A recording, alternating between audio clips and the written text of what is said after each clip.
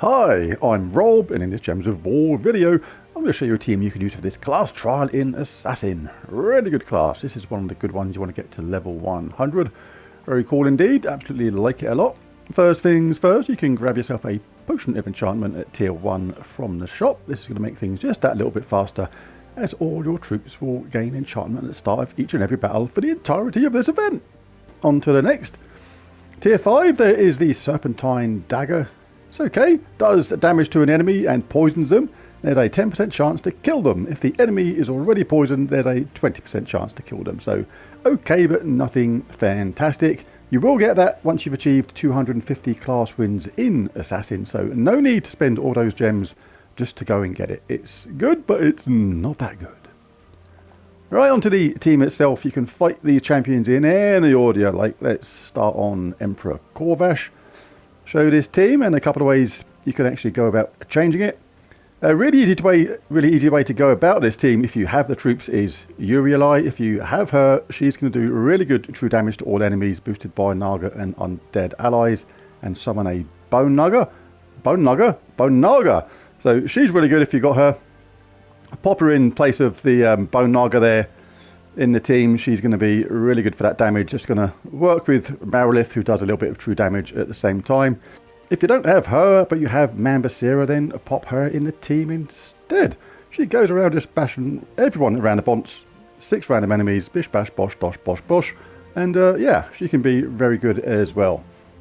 So, but presuming you don't have Urielai or Mambasira, we'll start with Marilith. Does true damage to all enemies, destroys magic-based gems, and gains 6 attack. So pretty good for that, and gains bonus red mana from red gem matches at the same time. Weapon-wise, we'll have something that does damage to all. If you don't have this one, just type damage to all in the search bar and see what you've got. This one is particularly good because it does damage to all enemies, but death marks the strongest and weakest at the same time. Death mark is good on its own because basically the enemy can just die, obviously, but it also boosts up the power of our Bone Naga, dealing scatter damage boosted by poisoned and death marked enemies. Obviously Marilith is going to soften up the enemies to a degree, and then if they still survived after we've cast our weapon, then hopefully Bone Naga will finish a lot of them off for the starting levels at least. So pretty cool. And if we do lose our Marilith up top, we can cast Cobra, dealing damage to an enemy boosted by poisoned enemies, and summons 1 to 2 Mist of Scales troops at the same time. So we have a summon just in case things go wrong as well. But the damage can be boosted as well in Assassin class, because very handy traits to this. Poison enemies when doing skull damage is relevant. You can actually park that to the top then if we put that up there like that. A 10% chance to assassinate the last enemy when I deal skull damage as well. So 2 reasons to have that up top. Hunter's Mark, a random enemy on 4 or 5 of a kind is good. Shadow's Call is okay. Try a Dark Storm at the start of battle is purple. That is actually very important for this team. Stealthy, cannot be targeted. Dark Venom, poison a random enemy when matching purple gems. That is pretty useful because we're going to benefit from that from our Bone Naga down below with extra damage to poisoned enemies. And Rising Shadows, 7% chance to assassinate the last enemy when another enemy dies. So we do get those benefits to having the hero up top, poison enemies when doing skull damage, and 10% chance to assassinate the last enemy when I deal skull damage. But I'd only put it up top if you can withstand a few hits. If you're a newer player and you can't stand too many hits, then I would actually move Creeping Death down. You're not going to get those 2 benefits to poison enemies when doing skull damage, or 10% chance to assassinate the last enemy when I deal skull damage, but it's safer. But I'm going to go with it up top just to show how this works in full flow. All that extra poison and things like that helps boost up the Bone Naga, because, as I said, deals scatter damage boosted by poisoned and death marked enemies at a ×7 ratio. Pretty cool. So the banner for this will be the Old Gods banner, +2 purple, because this team uses pretty much all the colours, I think. Purple, green, red, blue, yellow, brown. Yeah, cool. Right, let's dive in then and see what we can do. Come on, Queen Titania.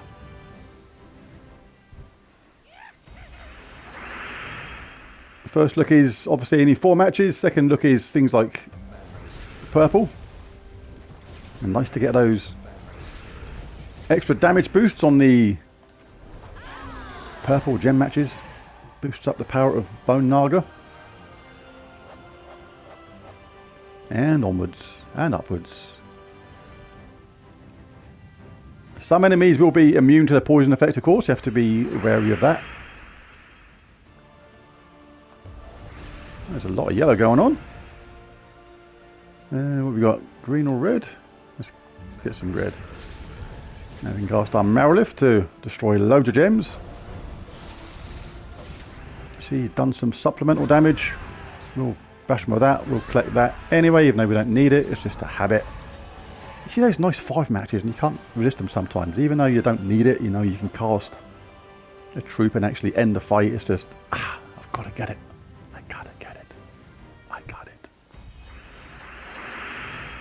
Ooh, that's nice. Purple. We get the poison doodah going on at the same time. And we are ready to kaboosh him around the bonds. Pretty straightforward. Just do this last one and I'll jump forward a couple of levels, see what it's like on the more difficult stages.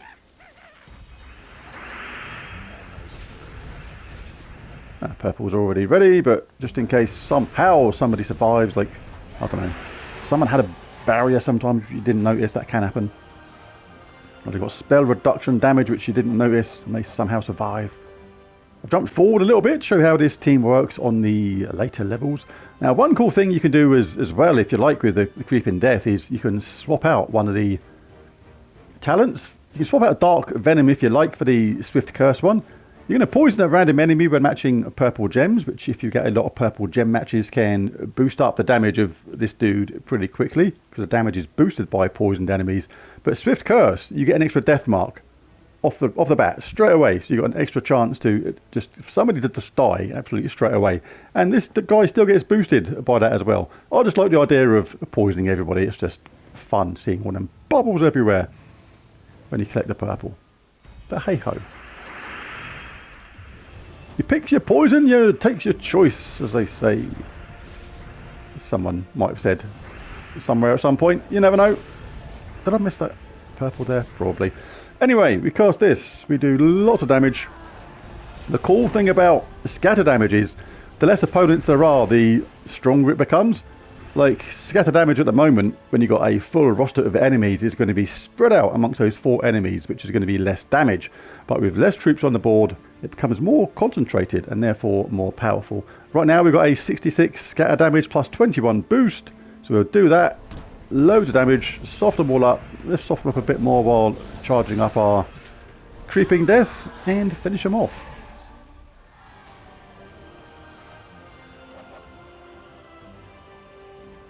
On earlier levels, the combination of that Bone Naga and your damage to all weapon will be enough for many players to just finish off the enemy. Let's get Marilith going. When Marilith is about to get charged, excuse me, the next round because of enchant, you can cast this first. Then cast Marilith.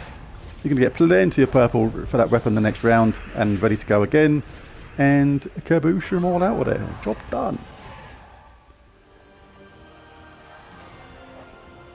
If they didn't die, you cast your Bone Naga. Get all that extra scatter damage. And finish people off with the bottom troop if you need to. No worries at all. If you don't get any purple off the bat straight away like this, then get something for your Marilith.